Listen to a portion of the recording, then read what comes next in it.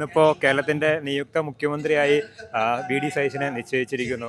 സഭ എങ്ങനെയാണ് ഈ ഒരു പ്രതീക്ഷയോടുകൂടിയാണോ കാണുന്നത്? തീർച്ചയായും സഭ പ്രതീക്ഷയോടുകൂടിയാണ് കാണുന്നത്.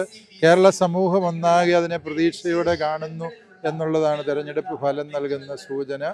അപ്രകാരം ആ പ്രതീക്ഷകൾക്കൊപ്പം വളരുവാൻ പുതിയ മുഖ്യമന്ത്രിക്കും മന്ത്രിസഭയ്ക്കും കഴിയട്ടെ എന്ന് ഞങ്ങൾ ആശംസിക്കുന്നു.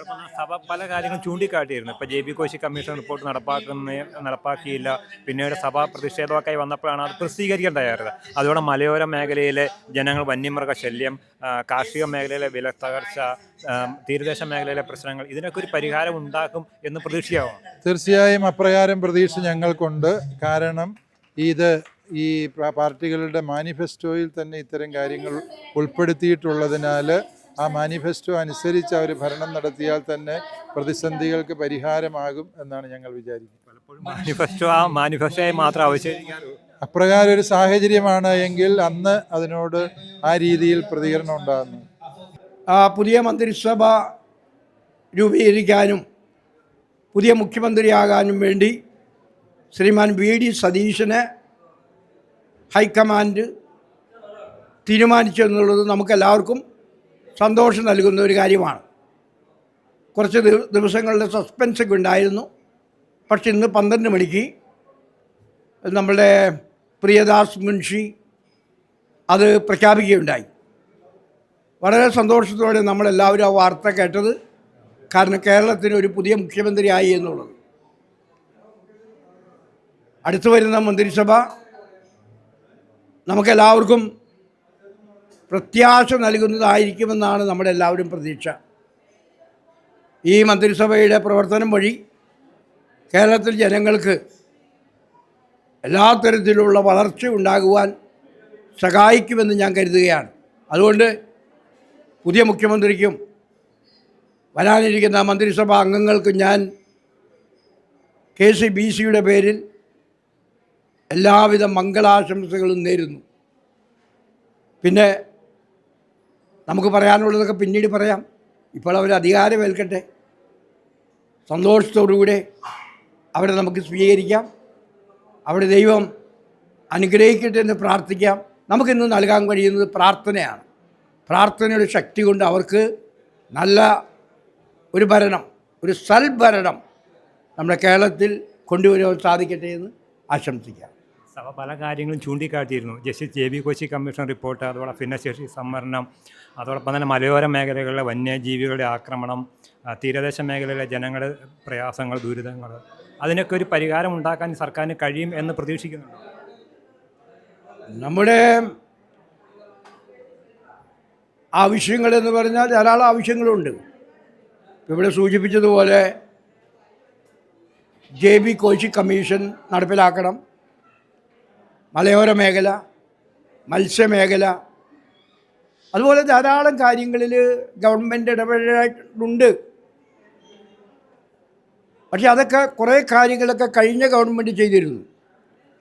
ആ കഴിഞ്ഞ ഗവൺമെൻറ് ചെയ്ത കാര്യങ്ങൾ പൂർത്തീകരിക്കാനായിട്ട് ഈ ഗവൺമെൻറ് ബാധ്യസ്ഥരാണ്.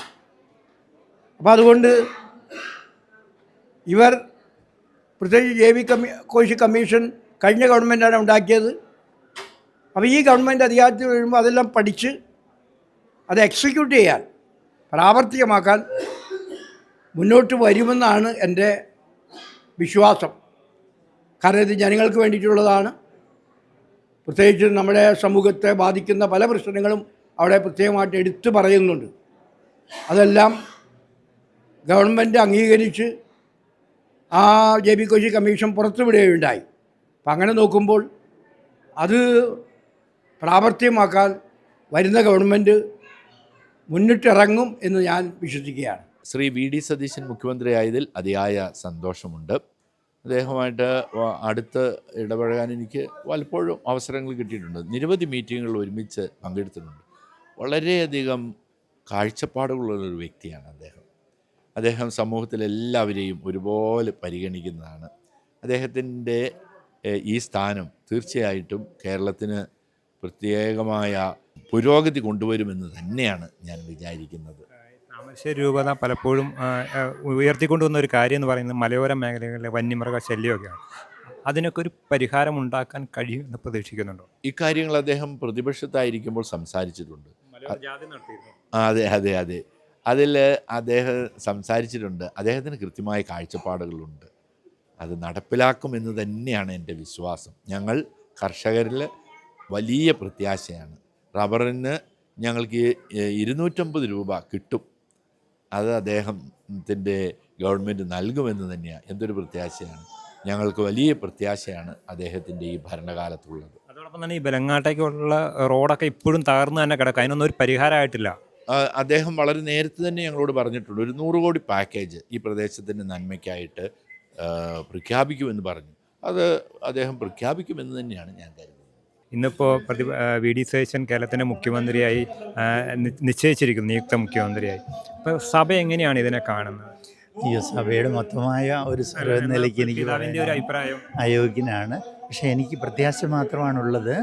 അദ്ദേഹം നമ്പരപ്പെടുന്ന മനുഷ്യരെയൊക്കെ അടുത്തറിയാൻ കൊതിക്കുന്നതും ജനസേവനം എന്നത് മുദ്രാവാക്യം ആയി സ്വീകരിച്ചിരിക്കുന്ന ഒരു മനുഷ്യനായിട്ടാണ് അദ്ദേഹത്തിൻ്റെ പ്രഭാഷണങ്ങളിലൊക്കെ മനസ്സിലായിരിക്കുന്നത്. അത് ഈ സർക്കാരും പൂർത്തിയാക്കുമെന്നും അങ്ങനെ പുത്തനൊരു ആയുസ്സിലേക്ക് കേരള ജനതയെ ഉയർത്താൻ അദ്ദേഹത്തിന് കഴിയുമെന്നും ആണ് ഞാൻ പ്രത്യേകിച്ചത്. പിതാവിൻ്റെ ഒരു പ്രവർത്തന മേഖല എന്ന് പറഞ്ഞാൽ വയനാടാണ്. വയനാട്ടിലൊക്കെ ഈ വന്യമൃഗങ്ങളുടെ ശല്യം ഒരുപാട് പ്രയാസപ്പെടുന്നുണ്ട് കർഷകർ. അപ്പോൾ അതിനൊക്കെ ഒരു പരിഹാരം ഉണ്ടാക്കാൻ കഴിയും എന്ന് പ്രതീക്ഷിക്കുന്നുണ്ടോ? ഇതിനെ അവരുടെ രീതിയിൽ പറഞ്ഞു കഴിഞ്ഞാൽ ഒത്തിരി പ്രായോഗിക ബുദ്ധിമുട്ടുകൾ പറയുമല്ലോ. നിയമങ്ങളാണത്. അത് ഫോറസ്റ്റ് നിയമങ്ങൾ, കേന്ദ്ര സർക്കാരിൻ്റെ പോളിസീസ്, ഇവിടുത്തെ സർക്കാരിൻ്റെ ഇടപെടലുകൾ, പിന്നെ വേറെ ഇതര റെഡ് ടേപ്പ് ഇപ്സംസ്, ഇവയെല്ലാം ഉള്ളതുകൊണ്ട് എന്തുമാത്രം അവർക്ക് സക്സസ്ഫുൾ വിജയിക്കാൻ കഴിയുമെന്ന് അറിഞ്ഞുകൂടെ. നമ്മൾ പ്രത്യാശിക്കാം. അവർ ഏതായാലും മനുഷ്യരാരും മരിച്ചു പോകണമെന്നും നശിച്ചു പോകണമെന്നും വന്യമൃഗങ്ങളുടെ ഇരകളാണെന്നും ഇവരാരും ആഗ്രഹിക്കുന്നില്ലല്ലോ. അതുകൊണ്ടാണ് ഈ പ്രത്യാശയുണ്ട് എന്ന് പറയുന്നത്. പക്ഷെ പലപ്പോഴും ഇടപെടലിന് ഒരു വൈമുഖ്യം ഉണ്ടാകുന്നു. അല്ല, വൈമുഖ്യത്തിലേറെ അത് ഈ നിയതമായ നിയമസംഹിതയുടെ ചാലുകളിലൂടെ പോകുന്നതിലെ താമസങ്ങളായിരിക്കും. അതിനെ കുറ്റപ്പെടുത്തുന്നതിലേറെ സാങ്കേതികമായിട്ടുള്ള ഈ ഇതിനെ മനസ്സിലാക്കലാണ് സുപ്രധാനമെന്ന് തോന്നിപ്പോവുക. അവരുടെ നേതൃത്വം വിജയമാകട്ടെ എന്നതാണ് എൻ്റെ എളിയ പ്രാർത്ഥന. നമ്മൾ വളരെ സന്തോഷത്തോടും പ്രത്യാശയോടും കൂടെ തന്നെയാണ് കാണുന്നത്. കാരണം കേരളത്തിന് പുതിയ ഒരു ഭരണ സംവിധാനം ഉണ്ടാകേണ്ടതുണ്ട്. അത് ഈ നിയുക്ത മുഖ്യമന്ത്രി ശ്രീ വി ഡി സതീശൻ്റെ നേതൃത്വത്തിൽ തിരഞ്ഞെടുക്കപ്പെട്ടിരിക്കുന്ന ഗവൺമെൻറ്, പുതിയ ഗവൺമെൻറ് നല്ല രീതിയിൽ തന്നെ കേരളത്തിൻ്റെ ഭരണം മുന്നോട്ട് കൊണ്ടുപോകുമെന്ന് നമ്മൾ പ്രതീക്ഷിക്കുന്നു. KCBC പുതിയ ഗവൺമെൻറ്റിന് എല്ലാ പിന്തുണയും വാഗ്ദാനം ചെയ്യുന്നു. എല്ലാ തരത്തിലുള്ള സഹകരണവും ഉണ്ടാവും. എല്ലാ ജനങ്ങളുടെയും വ്യത്യാസങ്ങളൊന്നുമില്ലാതെ കേരളത്തിലെ എല്ലാ ജനതയുടെയും സമഗ്രമായിട്ടുള്ള വളർച്ചയ്ക്കും വികാസത്തിനും ഉതകുന്ന രീതിയിൽ പുതിയ ഗവൺമെൻറ് പ്രവർത്തിക്കുമെന്ന് നമ്മൾ പ്രതീക്ഷിക്കുന്നു. സഭ പ്രത്യേകിച്ച് പല വിഷയങ്ങളിലും സർക്കാരിൻ്റെ മുമ്പാകെ UDFൻ്റെ മുമ്പാകെയൊക്കെ ഉന്നയിച്ചിട്ടുണ്ട്. പ്രത്യേകിച്ച് justice JB Koshy commission report നടപ്പാക്കുന്നത്, അതോടൊപ്പം തന്നെ ഭിന്നശേഷി സമ്മാനം നടപ്പാക്കുന്ന കാര്യം, അതോടൊപ്പം തന്നെ മലയോര മേഖലകളിലെ വന്യമൃഗ ശല്യം, തീരദേശ മേഖല പ്രശ്നം, ഇതിനൊക്കെ ഒരു പരിഹാരം ഉണ്ടാകും എന്ന് പ്രതീക്ഷിക്കാൻ കഴിയുമോ? അല്ല, ഏത് ഗവൺമെൻറ് ആയാലും ജനങ്ങളുടെ പ്രശ്നങ്ങൾക്ക് പരിഹാരം കണ്ടെത്തുക എന്നുള്ളതാണ് ഗവൺമെൻറ്റിൻ്റെ പ്രഥമമായിട്ടുള്ള ഉത്തരവാദിത്വം. സ്വാഭാവികമായിട്ടും പുതിയ ഗവൺമെൻറ്റുമായിട്ടും നമ്മൾ നമ്മുടെ വിഷയങ്ങൾ ഗവൺമെൻറ്റിൻ്റെ മുൻപിൽ സഭയുടെയും നമ്മുടെ സമൂഹത്തിൻ്റെയും വിഷയങ്ങൾ അവതരിപ്പിക്കും. വളരെ പ്രത്യേകമായിട്ട് ഈ സൂചിപ്പിക്കപ്പെട്ടതുപോലെ മലയോര മേഖലയിലെ വന്യമൃഗശല്യവുമായിട്ട് ബന്ധപ്പെട്ട വിഷയങ്ങൾ, തീരദേശത്തിൻ്റെ കടൽ തീരത്തെ ജനങ്ങളുടെ ജീവിത ബുദ്ധിമുട്ടുകൾ, മത്സ്യത്തൊഴിലാളികളുടെ പ്രശ്നങ്ങൾ, തോട്ടം തൊഴിലാളികളുടെ പ്രശ്നങ്ങൾ, അങ്ങനെ വിവിധങ്ങളായ പ്രശ്നങ്ങൾ നമ്മുടെ കേരളത്തിലുണ്ട്. അത് കൃത്യമായിട്ട് അവയൊക്കെ അറിയാവുന്ന ആൾ തന്നെയാണ് ശ്രീ വി ഡി സതീശനും അദ്ദേഹത്തോടൊപ്പമുള്ള പുതിയ ഗവൺമെൻറ്റിലെ അംഗങ്ങളും. കാരണം ഇത് പ്രതിപക്ഷത്തായാലും ഭരണപക്ഷത്തായാലും ഈ വിഷയങ്ങൾ നമ്മൾ മുൻപേ തന്നെ ഉന്നയിച്ചുകൊണ്ടിരിക്കുന്നതാണ്. തീർച്ചയായിട്ടും ഗവൺമെൻറ് അധികാരം ഏറ്റെടുത്ത് കഴിയുമ്പോൾ ഗവൺമെൻറ്റിനോടും ഈ പുതിയ ഗവൺമെൻറ്റിനോടും നമ്മൾ ഈ വിഷയങ്ങൾ അറിയിക്കുകയും പരിഹാരങ്ങൾ ഒരുമിച്ച് പരിഹാരം കാണുവാനായിട്ട് പരിശ്രമിക്കുകയും ചെയ്യും. അതോടൊപ്പം തന്നെ കാലാകാലങ്ങളായി ആവശ്യപ്പെട്ടു വരുന്നൊരു കാര്യമാണ് ഈ വിദ്യാഭ്യാസ വകുപ്പ് കോൺഗ്രസ് ഏറ്റെടുക്കണം എന്ന തരത്തിലുള്ള ചർച്ചകൾ. KCBCക്കും അത്തരത്തിലുള്ള ഒരു ആവശ്യമുണ്ടോ? വിദ്യാഭ്യാസ വകുപ്പ് കോൺഗ്രസ് ഏറ്റെടുക്കണം എന്ന തരത്തിൽ? ഇല്ലില്ല, അങ്ങനെയൊന്നുമുള്ള കാരണം വകുപ്പുകൾ ആരെടുക്കണം, ആര് ചെയ്യണമെന്നൊക്കെ ഉള്ളത് ഗവൺമെൻറ്റിൻ്റെ കാര്യമാണ്. അത് അവർ തീരുമാനിക്കേണ്ട. അതിനകത്തൊന്നും സഭ ഇടപെടുകയോ നമ്മൾ അഭിപ്രായം പറയുകയോ ചെയ്യുകയില്ല.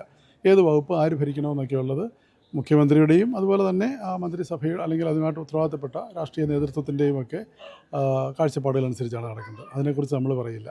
ഈ JB കോശി കമ്മീഷൻ റിപ്പോർട്ട് നടപ്പാക്കണമെന്ന് ആവശ്യപ്പെട്ടുകൊണ്ട് കഴിഞ്ഞ സർക്കാരിൻ്റെ കാലത്ത് സഭ ഒരുപാട് പ്രക്ഷോഭങ്ങളും സമരങ്ങളും ഒക്കെ നടത്തിയിരുന്നു. പക്ഷേ ഒരു പരിഹാരം ഉണ്ടായില്ല. ഈ ഒരു ഗവൺമെൻറ്റിൻ്റെ കാലത്തെങ്കിലും അതിനൊരു പരിഹാരം ഉണ്ടാകും എന്ന് പ്രതീക്ഷിക്കാൻ കഴിയും.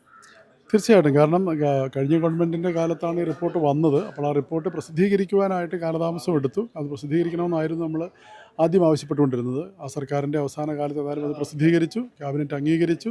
അപ്പോൾ ഗവൺമെൻറ് അംഗീകരിച്ചൊരു രേഖയാണത്. ഇലക്ഷൻ്റെ സമയത്ത് തന്നെയും ശ്രീ VD സതീശനുമായിട്ടും അതുപോലെ തന്നെ UDFൻ്റെ നേതാക്കന്മാരുമായിട്ടും ഈ കാര്യത്തെക്കുറിച്ച് നമ്മൾ ബന്ധപ്പെട്ടിരുന്നു. അപ്പോൾ അവരുടെ പ്രകടന പത്രികയിൽ തന്നെ അത് സൂചിപ്പിച്ചിട്ടുണ്ട്. കാരണം JB കോശി കമ്മീഷൻ്റെ റിപ്പോർട്ടെന്ന് പറയുന്നത് ഒരു ഗവൺമെൻറ് അംഗീകരിച്ച റിപ്പോർട്ടായതുകൊണ്ട് തുടർന്ന് വരുന്ന ഗവൺമെൻറ് അത് നടപ്പിലാക്കുവാൻ ബാധ്യസ്ഥമാണ്. അപ്പോൾ ഇനി അതിനകത്തുള്ള ഓരോ നിർദ്ദേശങ്ങളും ഏത് വകുപ്പാണ് നടപ്പിലാക്കേണ്ടതെന്നുള്ളതനുസരിച്ച് ആ വകുപ്പുകളുമായിട്ടും വകുപ്പ് മന്ത്രിമാരുമായിട്ടുമൊക്കെ നമ്മൾ ബന്ധപ്പെട്ടുകൊണ്ട് അതിൻ്റെ പരിഹാരം കണ്ടെത്തുവാനായിട്ട് പരിശ്രമിക്കും. പലപ്പോഴും ഈ കമ്മീഷൻ റിപ്പോർട്ടൊക്കെ സെക്രട്ടേറിയറ്റിൽ പൊടി പിടിച്ച് കിടക്കുന്നൊരവസ്ഥ ഉണ്ടാവാറുണ്ട്. അല്ല, അതുണ്ടാവില്ല എന്ന് തന്നെയാണ് നമ്മൾ വിചാരിക്കുന്നത് നിശ്ചയമായിട്ടും. കാരണം ഇത് ഗവൺമെൻറ് ചെയ്യുമ്പോൾ ഗവൺമെൻറ്റിനോട് കൂടെ നമ്മളും കൂടെ നിന്ന് പരസ്പരം സഹകരിച്ച് അതിൻ്റെ പ്രശ്നങ്ങൾ പരിഹരിക്കാനായിട്ട് നമ്മൾ മുന്നോട്ട് നീങ്ങുന്നതായിരിക്കും. അപ്പോൾ എല്ലാം ജനകീയമായ അല്ലെങ്കിൽ ജനങ്ങൾക്ക് വേണ്ടി ചെയ്യുന്ന എല്ലാ പ്രവർത്തനങ്ങൾക്കും സർക്കാരിനും ഒക്കെ KCBCയുടെ പൂർണ്ണ പിന്തുണയുണ്ടാകും. തീർച്ചയായിട്ടും. കാരണം നമ്മൾ ഭരിക്കുന്ന ഗവൺമെൻറ്റിന് ജനോപകാരപ്രദമായിട്ടുള്ള ക്ഷേമകരമായിട്ടുള്ള പ്രവർത്തനങ്ങൾ നിർവഹിക്കുമ്പോൾ ഗവൺമെൻറ്റിന് KCBCയുടെ സപ്പോർട്ട്, സഭയുടെ സപ്പോർട്ട് എപ്പോഴും ഉണ്ടാവും. തീർച്ചയായിട്ടും.